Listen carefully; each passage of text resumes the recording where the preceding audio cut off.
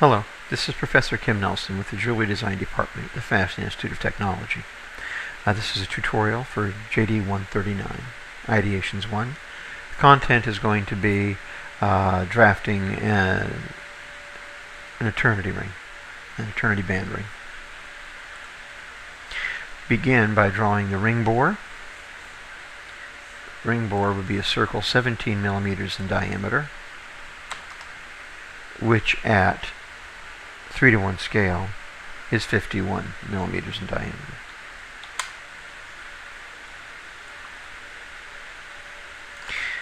We're going to draw a second circle.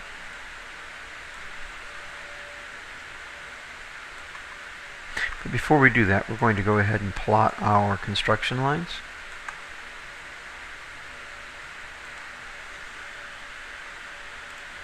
So I will plot one through the middle of our ring.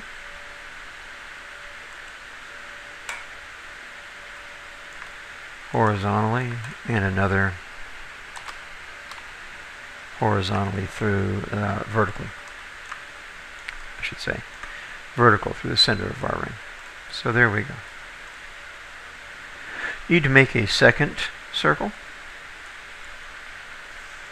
I want that circle to be the traditional thickness of a band. We'll make it a little thicker. We'll make it a 3 millimeter band. Okay. So it will be a 3 millimeters thickness off of either side of this. But we want it to be narrower at the bottom and wider at the top. So, and as I'm thinking about it, 3 millimeters is probably too heavy.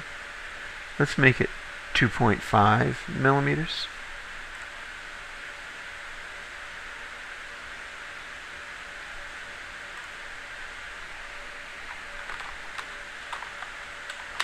Ring bore is 17 millimeters.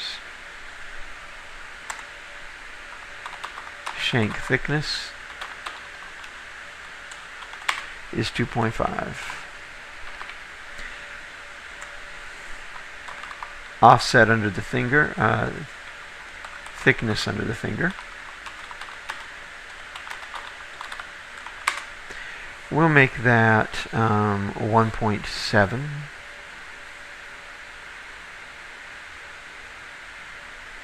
Actually, let's make it 2 millimeters. Okay. Thickness under the finger is 2 millimeter. Thickness above finger, 3 millimeters. Okay? Because by taking the 0.5 millimeter off at the bottom, we're adding it at the top. So to draw that,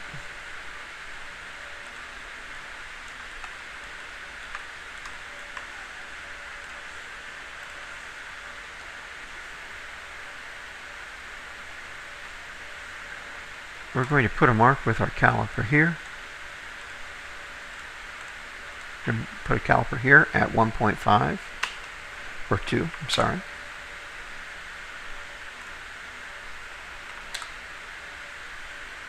But we have to do that at 3:1 scale. So at 3:1 scale, that's 6 millimeters. And at the top, we're going to make a mark at 3 millimeters out, which at 3:1 scale is 9. Like we did with our last project, we're going to establish a center point for this new circle.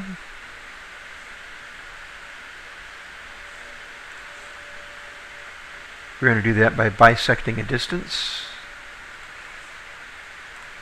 All that matters is that the circle is well beyond the midpoint that I'm looking for, and that I use the same diameter circle from both positions, from here and here, that I don't change the setting on my compass. Use a ruler to make a line in between, and this intersection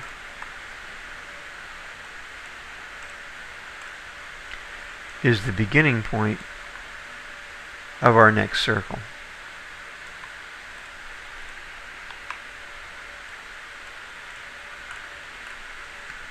So I'll put my compass there.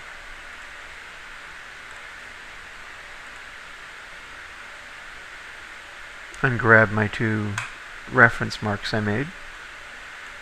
And I've drawn this much of my front view. Clean up my drawing a little bit. I will leave these 2 marks so you can see this is for the ring bore, this is for the outer circumference.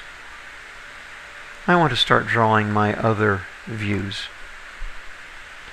So I'm going to draw a midline for my top view.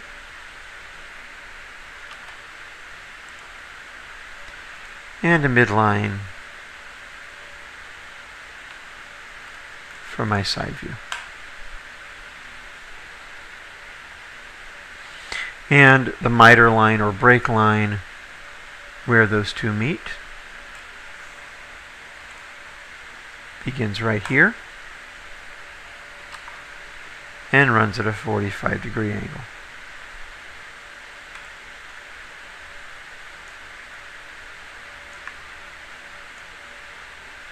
Students sometimes get the impression that it's supposed to run to the inside of the finger.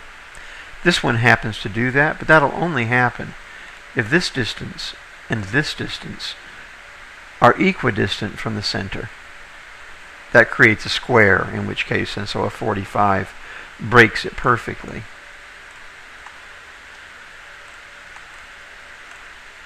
But if this happened to be one more block over, it wouldn't end up in the center, and it would still work fine for our purposes. The miter has nothing to do with the center of the ring. It has to do with how this information breaks around between views. But I'll keep things tidy and leave it where it was. The width of our band from the top is not going to taper this time. It's going to be static. But it's going to hold a row of 3mm stones. And those 3mm stones at 3:1 scale are actually 9mm stones. Okay? So I would mark 4.5 millimeters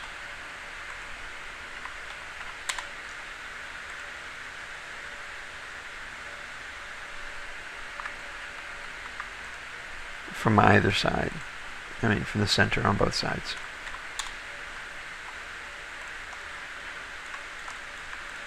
And take a guideline through those points.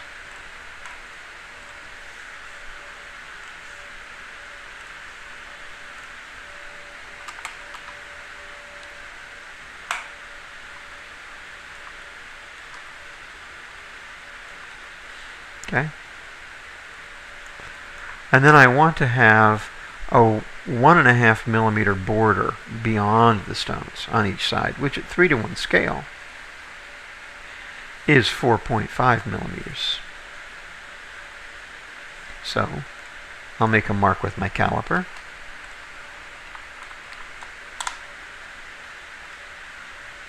At 4.5 millimeters. And draw a construction line through that point.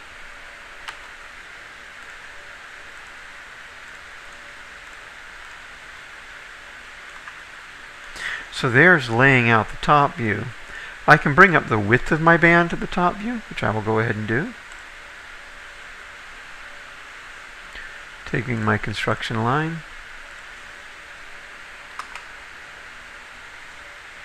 Till it touches the very outside of my profile on both sides. And then I can actually draw my top view, the basics of my top view.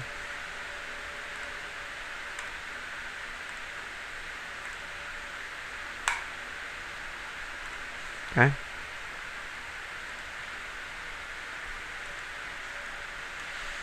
As well as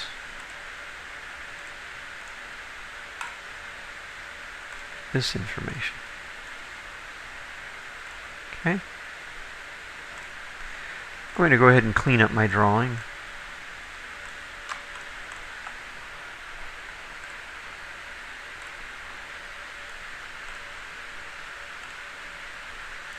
Now I want to bring that information into the side view.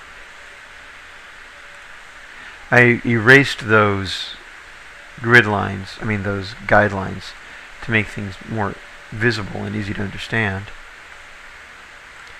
But you would have taken your line all the way to the break line, your guideline.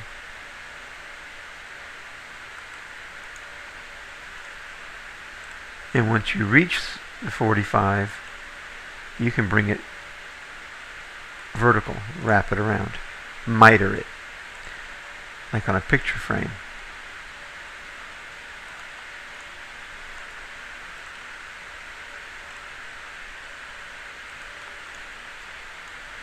And now we can bring over information from our front view to the side. And now I have enough information to draw the basics of my side view.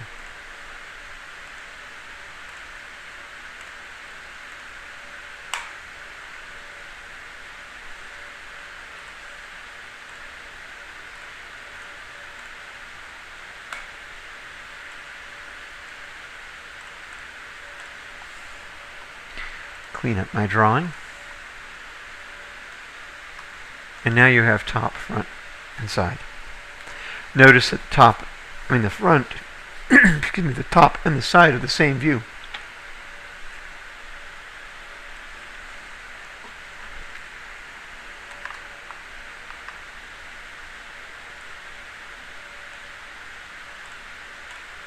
If I move this drawing to here and rotate it around,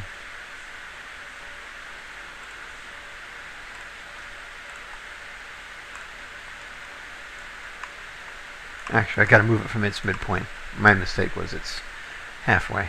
Okay, so again, move it from its midpoint and rotate it around.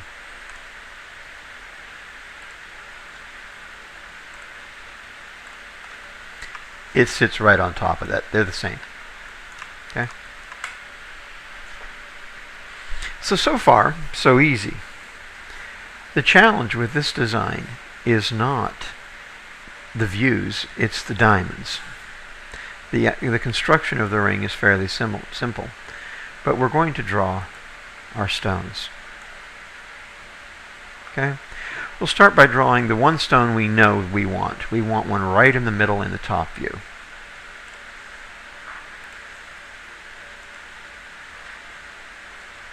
Three and a half millimeters.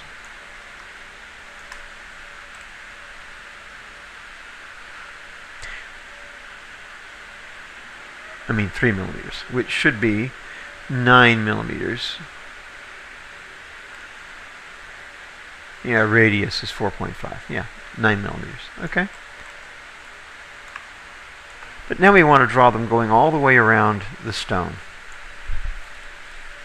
We are not going to carry them past roughly here, so that the ring can be sized. But from here all the way around, we are going to lay out stones. The stones can't touch.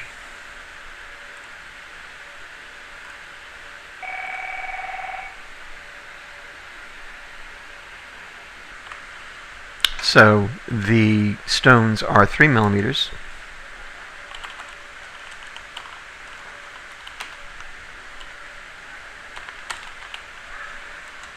And they are to be set 0.2 of a millimeter apart. Okay?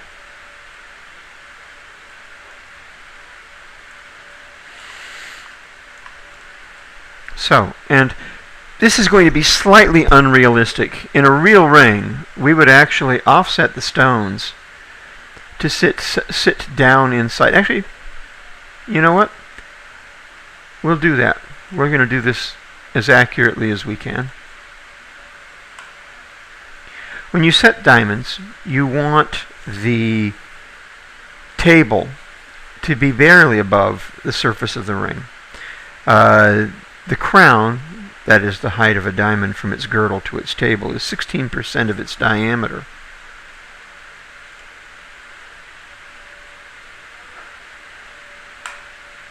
So on a 3mm stone,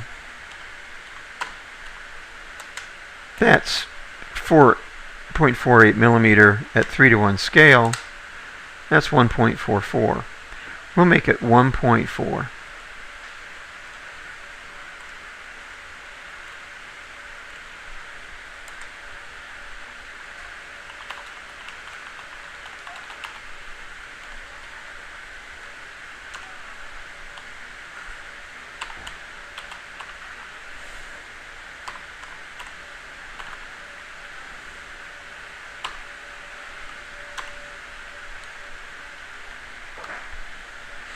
That's an approximate, but it's good enough.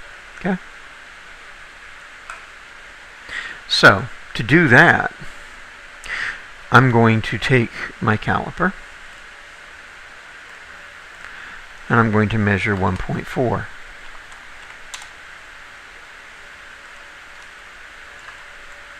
Okay? And I'm going to do the same thing here.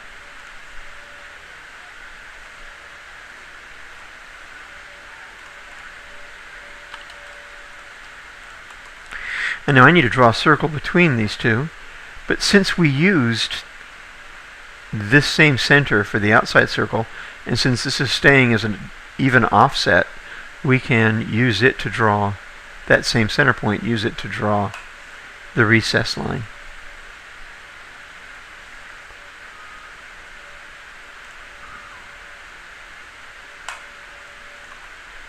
Okay?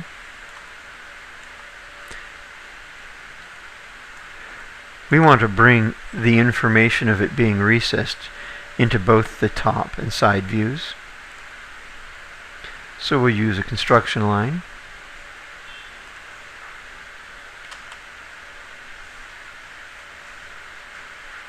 To this side and that side. And where they cross will become a drawn line.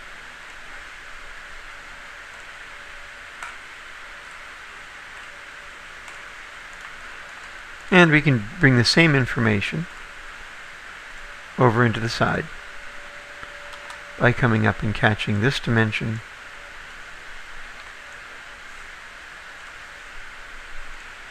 and this dimension with our rulers. My lines aren't quite long enough. Easy to solve in computer land.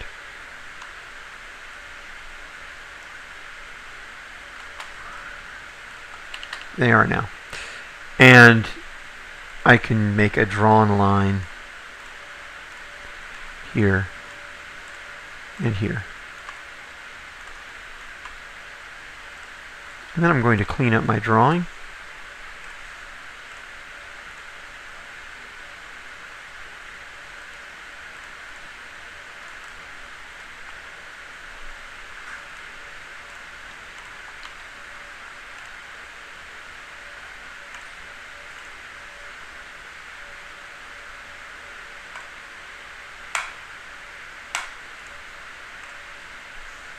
Okay.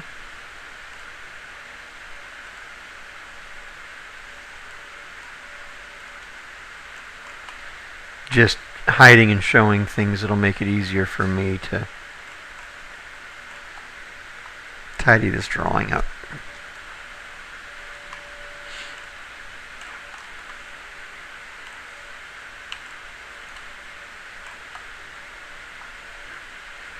Okay. So now I have this information carried over. I mean, this information exists all the way around, right? We've just done this with cross sections to draw our transparent tapered band. But the only place you'll actually see it is here, as it goes around and disappears to the other side. Here, as it disappears and goes around to the other side. Here, as it disappears and goes around to the other side. Here as it disappears and goes around to the other side. Alright? So, I'm going to bring this information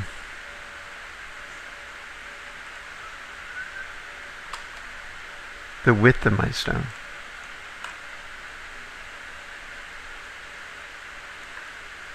into my top view. Into my front view.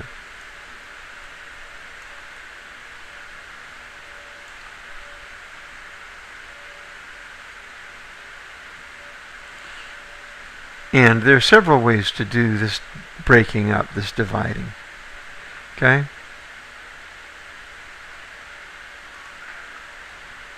One would be to draw a circle and then use your compass to divide this line. That's the most elegant way. The problem with that is that even at 3:1 scale, and even utilizing your drop bow compass, this is going to be a lot of tedious work and very dirty and small to see. So while that's the most elegant way to do it, at this scale, and often at jewelry scale, it is not. So what we're going to do is take our caliper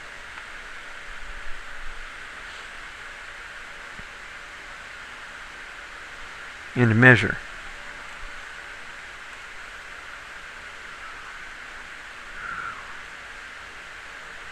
This distance, which of course is 9 millimeters. So that's our stone width. We're going to move this, we're going to take our caliper and we're going to set its jaws right here, and we're going to make it 0.2 of a millimeter, which at 3:1 scale is 0.6 millimeters.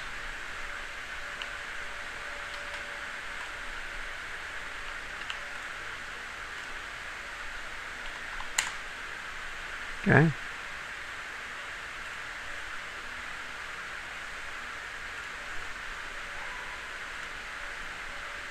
That's our first mark. We're going to take our caliper and make another mark.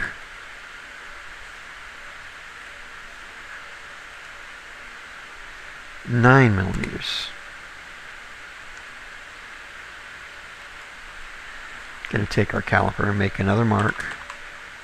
0.6 millimeters. And another mark. 9 millimeters. And another mark. 0.6. And another mark. Sorry, not 0.9, but 9 millimeters. And another mark, 0.6. And another mark, 9 millimeters. And we will continue doing this until we have laid out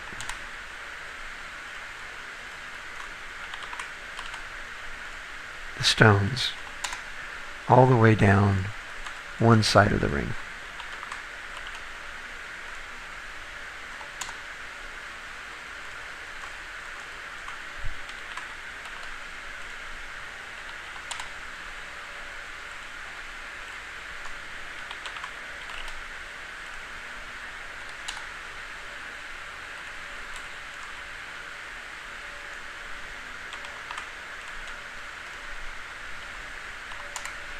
And that last one may be our final stone. Let's see.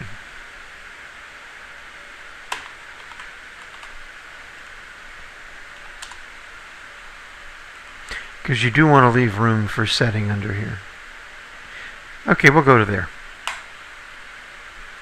So I have marked my ring all the way around. Now what I need to do is to carry construction lines around my drawing. Okay? First construction line going horizontal.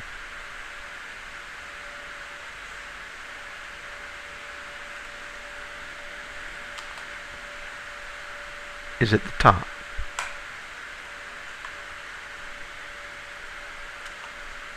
Two-tenths. Next stone. Two-tenths. Next stone.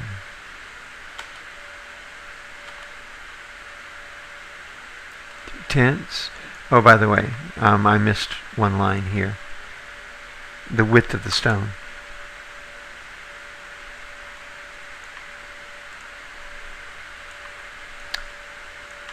Which your pencil would never pick up. But on a computer I can at least demonstrate it. And so on with my ruler all the way down the side.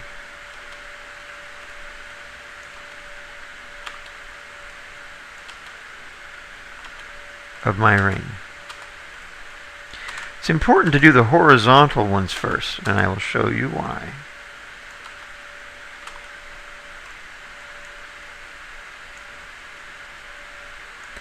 Because now we have to do the verticals, the one that go into the top view. We have the first one already.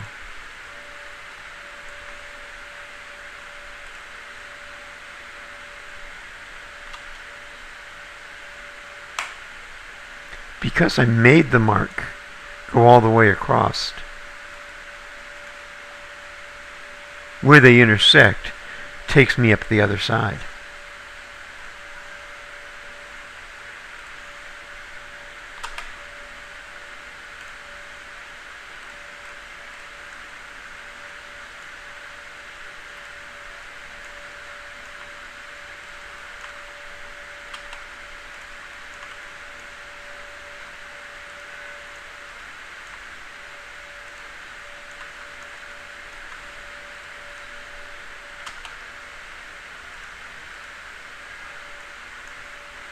And so on.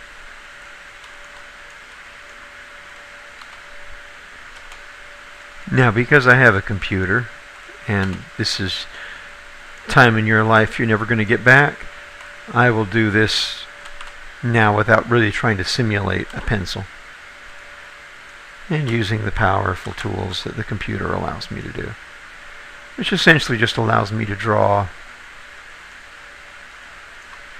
both sides at the same time. This last line is going to be at the widest point here, which we should already have right there. Okay? So there's my layout. And now within my layout, I have to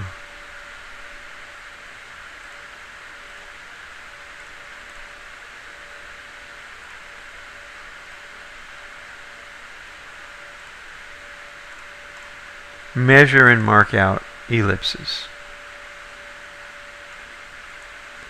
Because as a circle goes around, it becomes an ellipse.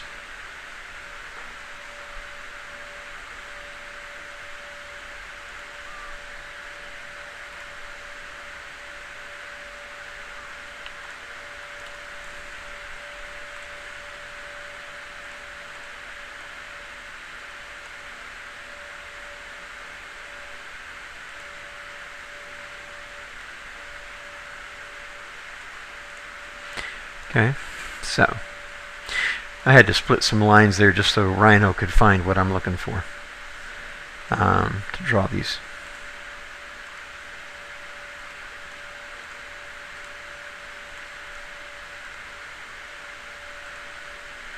Now, I want you to notice something.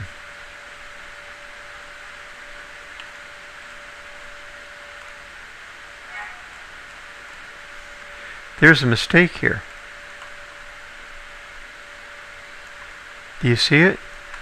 These ellipses have to get narrower and narrower as they go around the ring. Look at that fat thing. That can't be right. So I have to look and see what I missed. And there it is. I did not carry up 2 of my reference points into the top view.